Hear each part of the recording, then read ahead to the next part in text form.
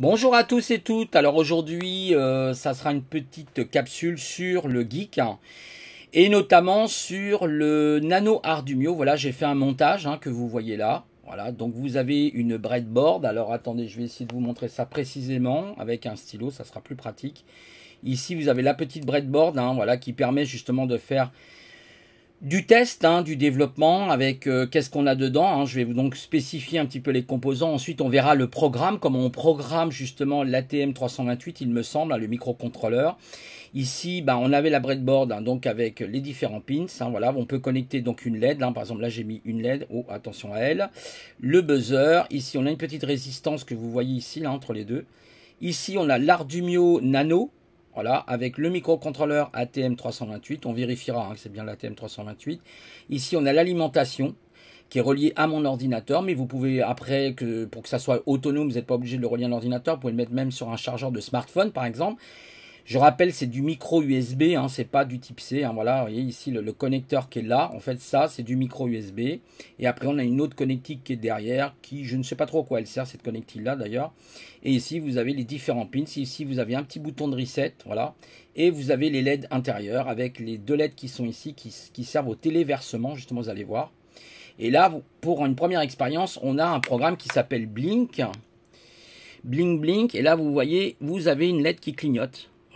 Voilà ce que fait ce programme. Je vais vous montrer aussitôt, mais d'abord je vais vous montrer un autre élément important de la mini-alarme. On utilisera la mini-alarme ensuite. D'abord, on va utiliser ce qu'on est en train d'ailleurs d'utiliser en ce moment même, c'est-à-dire ce petit programme là, vous voyez où la LED clignote, c'est le programme Blink que j'ai intégré.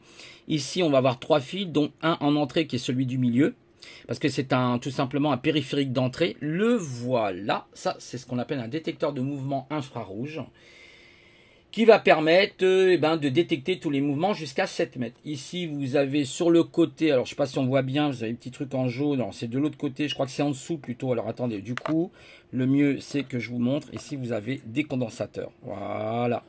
Ici, on a des condensateurs. Et donc, ils vont permettre de régler la distance, si vous voulez plutôt 3 mètres que 7 mètres, voilà, etc. Voilà, donc ça c'est le montage qui est mis sur une breadboard. Alors ça c'est une micro breadboard, il y en a des plus grandes, évidemment, excusez-moi, c'est du direct. Le direct c'est jamais, c'est jamais évident, donc c'est jamais facile le direct. Voilà, je vais remettre un peu au milieu, voilà. Et là, je vais vous montrer avec quoi on programme le microcontrôleur. L'ATM, ce que je vous ai montré, le petit carré noir, vous voyez au milieu, c'est le microcontrôleur ATM328. Je crois que c'est 328 ou 318, on vérifiera, ou 200 et quelques. Il me semble que c'est 328. Voilà, c'est celui qu'on retrouve sur l'Arduino classique, parce que ça c'est le Nano Arduino. Et le Arduino classique, je vais essayer de vous en montrer un, si je ne sais pas si je peux vous le montrer sur une autre plaque que j'avais expérimenté.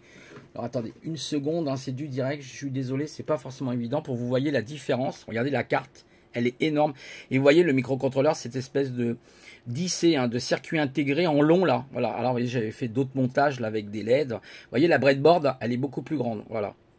Ça, c'est le modèle réel. Et là, c'est le nano. C'est beaucoup plus pratique, c'est tout petit. Et ça fait le même travail. Alors, il y a peut-être des fonctions en moins, c'est possible. Je n'ai pas vérifié plus. Voilà, donc maintenant, on va passer aux choses sérieuses. Donc, je vais vous montrer avec quoi on programme. Voilà, ça, c'est l'interface de l'IDE d'Arduino. Alors, attendez, je vais essayer de zoomer. Du coup, je suis un peu désolé parce que la mise au point va peut-être pas bien se faire aussi. Voilà, donc là on est sur le programme Blink, vous voyez c'est marqué Blink, si vous voyez bien, en haut à gauche. Et là on a déjà quelques lignes, mais ça c'est plutôt des commentaires avec le lien internet. Tout ce que vous voyez en // ce sont des commentaires, là ils sont en anglais par défaut. The setup function run, donc once when you press reset or power the board.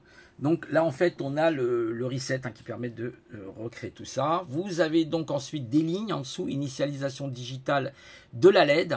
Donc c'est vous voyez, c'est un composant de sortie, output. On va définir ici donc son setup, donc son pin, là où il est connecté. C'est-à-dire là normalement c'est le pin, pas le pin 12 du tout, c'est intégré directement sur le nano. Vous allez voir, on va changer des valeurs, vous allez voir la différence. Là vous avez le loop.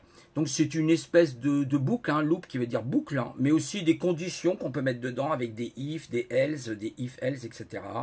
C'est-à-dire si la fonction elle est remplie, alors exécute la ligne d'instruction, sinon else passe à autre chose. Voilà, Sinon, tu sors du programme, par exemple. Et là, vous avez les commentaires, vous voyez, en anglais, turn. Donc, on va allumer la LED, voilà.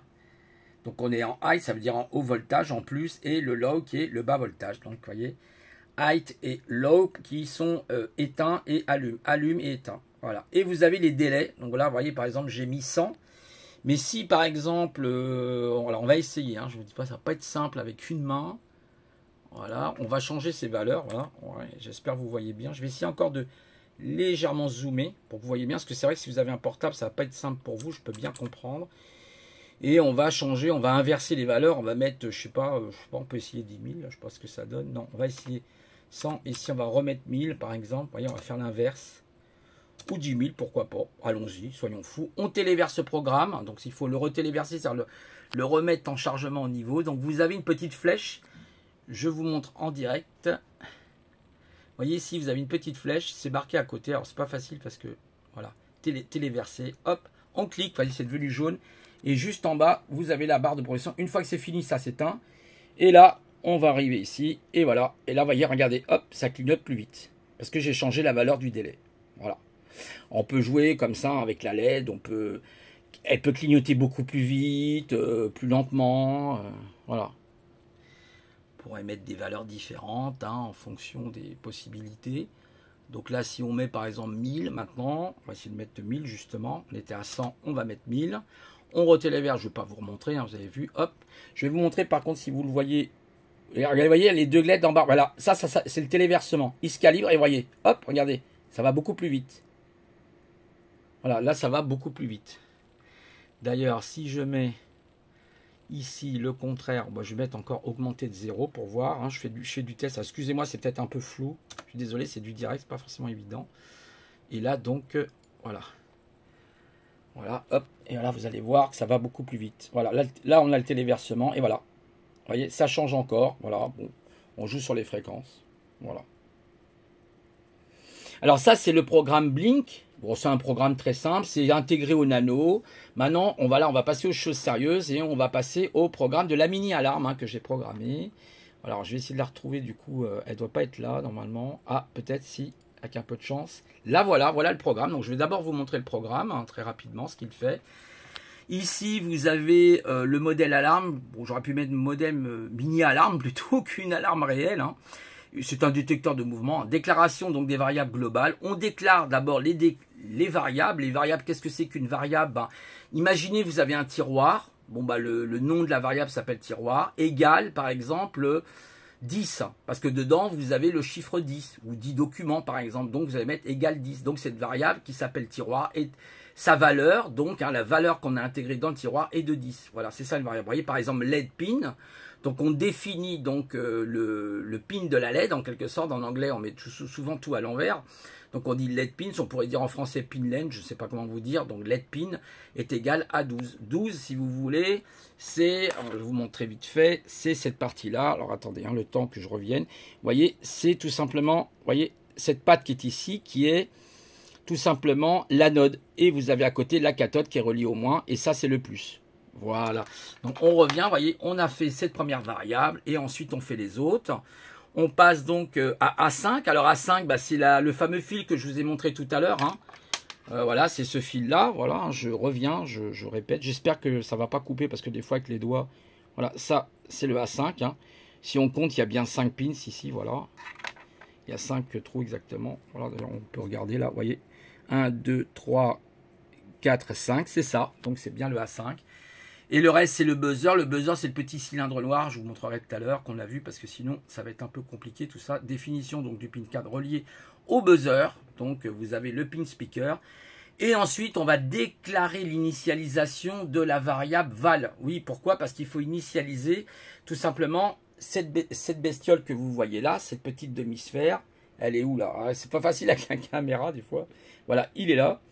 Et donc, en fait, on joue à l'aveugle. Hein. Désolé, là, vous avez le détecteur infrarouge hein, de mouvement. Voilà, donc c'est assez intéressant. Et là, ben, il faut déclarer une variable qu'on va initialiser, qu'on va mettre à 0, parce que tant qu'il n'y a rien, c'est 0. Voilà, tout simplement. Hein. Et après, vous allez voir, on va passer à la configuration du setup un peu plus bas. Voyez, voilà. Et là, on va déclarer donc le setup J'essaie d'utiliser la souris en même temps. C'est pas simple. Hein. Faudrait presque être une pieuvre en fait. Hein. Configuration de setup, avoir plusieurs bras, c'est plus pratique. Configuration setup inlet. Donc là, on va configurer la sortie, vous voyez. Pin mode, bah, c'est ce qu'on a mis. Hein. LED pin, c'est la fameuse variable hein, qu'on a vue tout à l'heure. Bah, elle est en haut, on ne la voit pas. Hein, parce que là, c'est pin speaker.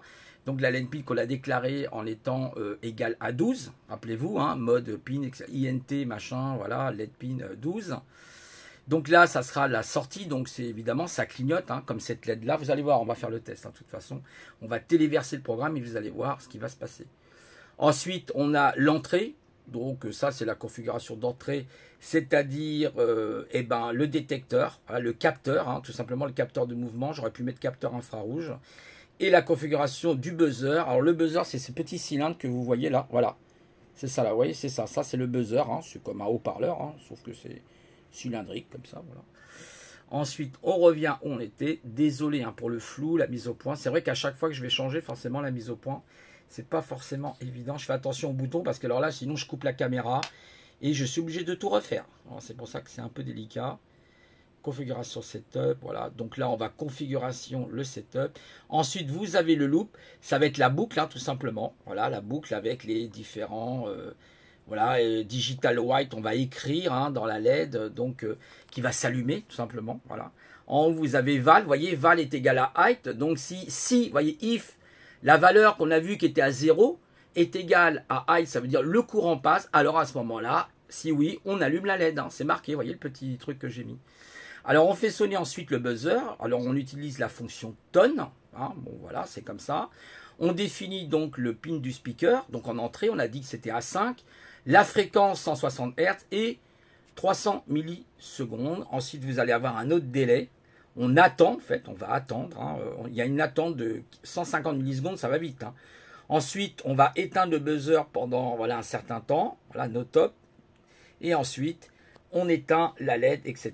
Vous allez le voir en réel, parce que ce qui est bien, c'est le réel plus que la théorie. Et là, voilà, on finit par, on allume la LED, délai, 150 millisecondes, hein, voilà. Et vous avez deux crochets, parce que ce sont des fonctions hein, qu'on définit en C. Alors en C, faites attention, si vous faites du C un jour, du C++ et même du C. Alors attendez, hein, que la mise au point se fasse, je suis désolé, l'appareil par moment il m'énerve. Vous avez, vous voyez, deux points virgule, là-bas ça, c'est très important, sinon vous aurez une erreur de compilation. Hein, voilà, dans le menu, je crois, qui doit être par là, compilation. Je ne sais plus où il est, je crois que c'est dans croquis, il me semble. Voilà, compiler, vous l'avez tout en haut, vous voyez, compiler. Alors attendez, je crois que c'est dans outils, non, ça c'est le formatage, voilà, et vérifier, compiler, voilà. Vous avez la compilation, voilà. Donc on va téléverser le programme maintenant et on va voir ce que ça fait. Voilà, c'est parti. Alors attendez, une petite seconde, je téléverse. Hein, vous avez vu tout à l'heure, je vous ai montré, hein, là, voilà, hop. Voilà, et regardez, il va se téléverser. D'ailleurs, ça va très vite, vous voyez, hop, vous avez vu les deux LED. En fait, ça clignote très vite. Il faut qu'il se calibre un peu, hein, il faut attendre un petit peu. Et voilà, là il a détecté un mouvement. Et si je mets ma main devant, voilà, voilà, voilà. Donc vous voyez, si on fait un zoom un petit peu plus loin. Voilà, je passe ma main vis-à-vis du détecteur. Le fait simplement de bouger l'appareil. Et là, vous voyez, il n'y a plus rien. Parce que je ne bouge plus. J'essaie de ne pas être trop devant le détecteur. Ah, ça y est, j'ai bougé. Hop, voilà. Vous voyez, donc c'est intéressant ce petit programme et ce petit montage hein, qui permet de tester donc une mini alarme. Alors je vais la débrancher, hein, ça sert plus. Alors si on veut réaliser ensuite ce circuit, bah, il faudra faire un circuit cible optique et ensuite utiliser une plaque de cuivre avec du caviar, un truc qu'on appelle, je ne sais plus comment ça s'appelle, ça porte un nom. Pas de la céramique, c'est comme de la fibre un petit peu. Et en fait, vous avez une plaque de cuivre avec le perchlorure de fer et pas le perchlorure de cuivre, parce qu'on pourrait se tromper. Avec le perchlorure de fer, vous allez pouvoir mettre des masques pour faire les différentes pistes et mettre, par exemple, vous voyez la LED, la grosse LED que je vous ai montré tout à l'heure. Vous allez faire des petits trous, vous allez percer, vous allez enfoncer votre LED, vous allez faire des soudures en dessous hein, avec de l'étain hein, et puis éventuellement du flux qui va permettre de bien souder. Hein, c'est important des fois le flux. Voilà.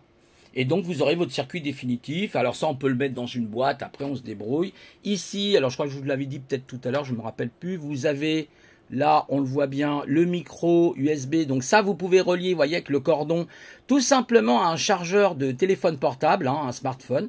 Hein, voilà, et puis vous avez une alimentation autonome. C'est-à-dire que vous n'avez plus besoin de le brancher sur votre PC. Une fois qu'il est téléversé, il est téléversé. Vous voyez, j'ai débranché. Si je le rebranche, bah, il va se remettre tout simplement à sonner. Voilà. Voilà. Hop, vous voyez, je le rallume. Toc, toc, toc, toc. Voilà. Et normalement, le temps qu'il se calibre, logiquement. Ah, peut-être qu'il ne veut pas marcher là. Il est fatigué, il en a marre de moi. Et ça a marché tout à l'heure. Bon, c'est pas grave. Hein. Peut-être il y a quelque chose qui est mal branché. Ah, ça c'est les aléas du direct. Ça se trouve qu'il ne marche plus du tout. Normalement, il devrait remarcher ce que je l'ai recalibré. Alors, je vais le retélécharger pour voir. C'est bizarre parce que les LED ne s'allument même pas là, vous voyez. Ah bah non, oui, ça risque pas de marcher, évidemment. Excusez-moi, autant pour moi. C'est sûr, si je branche mon casque, ça va pas le faire. Alors attendez, une seconde. Parce que, en fait, j'ai tellement de fils partout, des fois, vous savez, c'est pas évident. Quand vous avez le casque d'un côté et d'autres éléments. Voilà, là c'est bon. Voilà, donc il va se recalibrer normalement. Il n'y a pas besoin de retéléverser. Voilà. Là, il a vu que je me suis gratté le cou, par exemple. Voilà. Et voilà. Et donc là, si on passe alors, le détecteur de mouvement,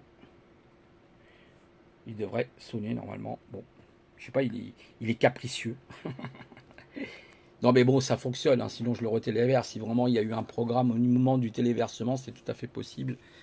C'est assez... normalement, une fois qu'il est téléversé, il est téléversé. Hein. Moi, je vais essayer de voir, essayer de faire un test pour voir s'il n'y aurait pas une erreur de téléversement. C'est étonnant parce que normalement, il est téléversé, il n'y a pas besoin de le téléverser des milliers de fois. Voilà, ça y est, c'est bon, ça marche. Voilà. Voilà. Voilà, c'est bon, vous savez, des fois, il peut y avoir un bug. Voilà, donc je voulais vous montrer ce petit mini-alarme que j'ai donc réalisé, sympathique. Voilà, ça peut être un truc bien pour vous. Je vais essayer de montrer en vue de dessus, si on y arrive, vous voyez, comment c'est fait en vue de dessus, voilà, tout simplement. Voilà, donc bienvenue pour ceux qui sont un peu geeks, qui s'intéressent à ces domaines, je vous conseille, c'est vraiment passionnant. Et on verra plus tard, on verra d'autres montages. Je vais essayer de vous montrer un petit peu peut-être la micro-robotique, hein, enfin la robotique classique, avec des bras, des choses comme ça, des voitures. On verra ça. Normalement, j'avais des consoles à vous montrer aussi. Alors, je vais voir quand j'aurai le temps de monter, parce qu'en ce moment, j'ai pas mal d'activités. Là, je suis en demande de formation. Je vais voir si ça passe, on verra bien. Pour être développeur web. Voilà, voilà. Et je vous laisse et je vous souhaite, écoutez, un bon dimanche à vous. Salut le détecteur. Et puis, voilà. Et puis, Onov, je sais pas si tu regardes la vidéo, il va t'intéresser. Onov vous montrerai, il a fait des trucs super sympas. Une fois, il m'avait montré, il avait fait une voiture et tout. C'était génial ce qu'il a fait. Onov aussi aime beaucoup ce genre de choses. Voilà, alors, il suffit d'avoir une alimentation et voilà. Et après, vous pouvez faire un circuit fixe, hein, comme je vous dis, avec du perchlorure de fer. Vous avez d'autres techniques, hein, vous avez le laser aujourd'hui aussi, vous avez plein de techniques. Hein, maintenant, ça commence à devenir plus intéressant. Vous avez notamment l'imprimante 3D qui vous permet aussi de faire, on pourrait faire, vous voyez, si j'avais une imprimante 3D, malheureusement, j'ai pas de place. J'aimerais bien m'acheter une imprimante 3D, mais ça prend un peu de place, l'imprimante 3D. Alors, je sais qu'il y a des imprimantes 3D qui sont pas très... qui prennent pas trop de place, mais du coup, alors là, l'imprimante 3D est intéressante parce que par exemple, vous pouvez faire un petit boîtier pour ce montage et le mettre dedans, vous voyez, avec le détecteur infrarouge, voilà, qui va jusqu'à 7 mètres, hein, je rappelle. Donc après, on peut jouer sur la fréquence, hein. Donc là, par exemple, sur la variable, c'était, je crois, 160. Voilà, je vais vous remontrer. Vous voyez, 160, ça c'est la fréquence, c'est 160 Hz, 300 millisecondes. Donc je crois qu'on peut monter jusqu'à 300, mais j'en suis pas sûr. À vérifier. Voilà donc les amis, ce que je voulais vous montrer aujourd'hui. Écoutez, je vous souhaite un bon dimanche. Il commence à faire chaud là, il est 13 h, ça commence à taper. C'est un truc de fou, je sais pas comment ça va être la fin juin et juillet-août, mais ça va être l'enfer. Voilà, je vous souhaite une bonne journée, un bon dimanche et je vous dis à une prochaine fois. Au revoir.